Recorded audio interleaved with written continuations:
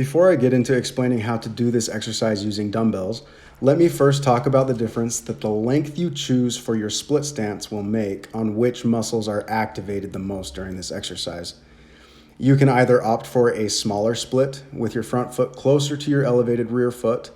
This stance is a more knee and quad dominant movement, while a longer split results in a more hip, glute, and hamstring dominant movement. For the sake of this video, and because it's my personal preference, I'm going to put myself somewhere in between the two extremes. You'll want to make sure that you have a bench or a box behind you. I have the back of this bench elevated slightly to fit my personal preference and range of motion. Find something that works for you.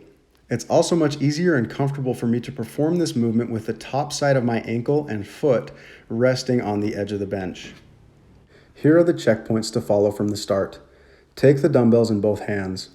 Kick one leg back behind you and rest the crease of your ankle on the edge and the top of your foot on top of the bench or box. You may need to bring your foot back off to readjust and to play around with the distance between your front and rear foot to find what feels best for you. Dumbbells should remain straight down to your side throughout the movement. If you were to draw a vertical line down my arm and to the floor, it should pretty much intersect through the middle of my foot, regardless if I'm at the top or bottom of this movement. Make sure that your foot is engaged with the floor and your weight is distributed throughout your whole foot. Just like a normal squat, you want to make sure that you're slightly externally rotating at the hip by squeezing your glutes. As you descend, the knee of your elevated rear leg should be going back at an angle towards the floor.